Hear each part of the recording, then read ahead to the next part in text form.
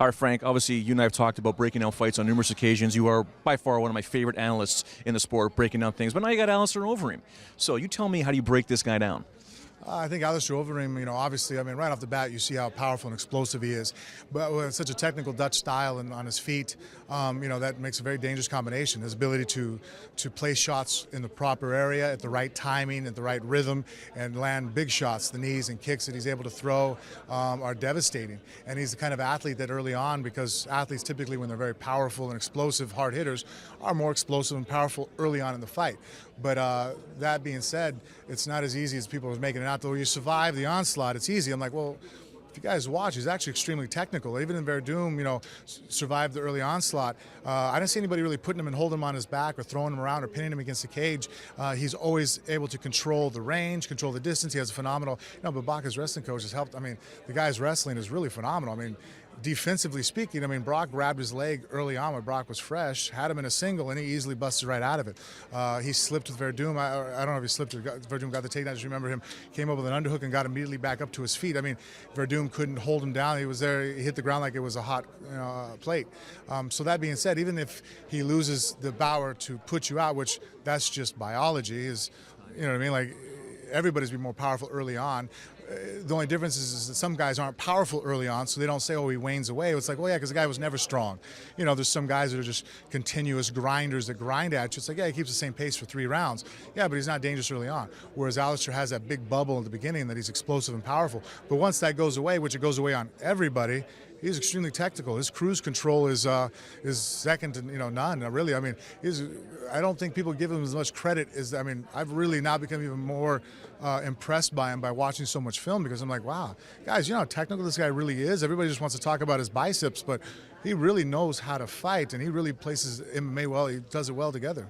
Times have changed courtesy of Dana White, because the original analogy heading into this fight was the old wrestling adage, loser leaves town match. Dana basically squashed that, saying, not necessarily. Even if Frank or Alistair loses, they're probably going to still stick around. And the winner of this fight, in my opinion, could get a lottery ticket, because the way the heavyweight division is sort of messed up right now, 1 win, 2 wins, you could be knocking on that title shot again. Your thoughts on this whole development right now?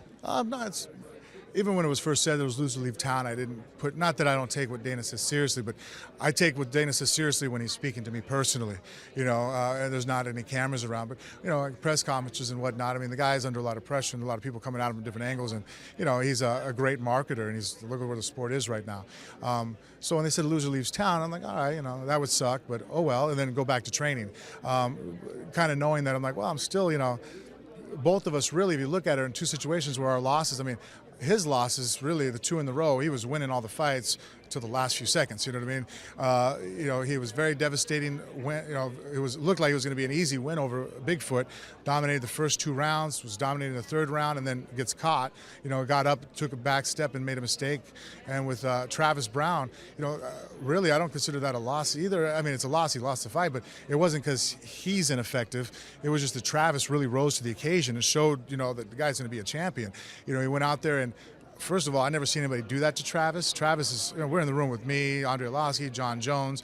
I've never seen anybody hurt Travis. Travis is a tough guy, extremely hard to get a hold of. He moves. The guy's a great fighter, And for him, Travis, to be in that kind of trouble, I was like, wow. But the fact that Travis got out of that trouble, that's not a knock on Alistair. It's just that how many heavyweights, let alone anybody in any division, would have survived that, got up and fought back and came back. So to realize, it's like, oh, he lost that fight. I'm like, no. Travis Brown won the fight. Alistair didn't lose the fight. There's a different way of looking at it. It wasn't like Alistair gassed out and dropped the ball and did something stupid. It's like, no, the other guy just really was a gamer, man. He lost to a guy that's that was better that night. The odds of the NFL moving the Super Bowl are, high. It's just not going to happen. But if they were to move it, and then UFC 169 was to get to move to Sunday, would that mess you up big time?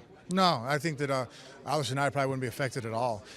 We're not cutting weight. I know that it would throw off the timetable for some of the guys, and I don't know if that'd be the best thing to do. Unless they let everybody weigh in on Friday, and then they can fight on Sunday. But a lot of these guys, it's down to such a science. And I'm not a lightweight, so I can't even speak for them. I'm just from what I can see from the outside and being surrounded by them. I can't imagine doing that to them. I think that people would miss weight or it would make a mistake. You got guys like Uriah and Jose. These guys aren't small people for their weight categories. They really push the weight cut to a such a high degree in science that, I think you can affect them by saying the weigh-in's going to be at 8 o'clock at night compared to being at 2 in the afternoon. Now you're talking about moving it a whole day. So I think that's would be a huge factor. And again, it wouldn't affect, doesn't bother me.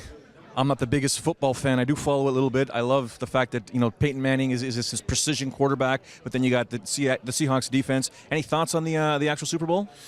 Not much. I mean, I was born and raised in Vegas, so I'm a fan of the athletes in football, and I love the sport itself. But I'm one of those people who can actually enjoy and watch the sport. I don't have to, the Skins are playing, I got to follow them. It's like, whoever's playing, I'm enjoying, and I'll read about both guys on both teams. There might be a quarterback I enjoy on one team, and there's a defensive end on the other team that I follow.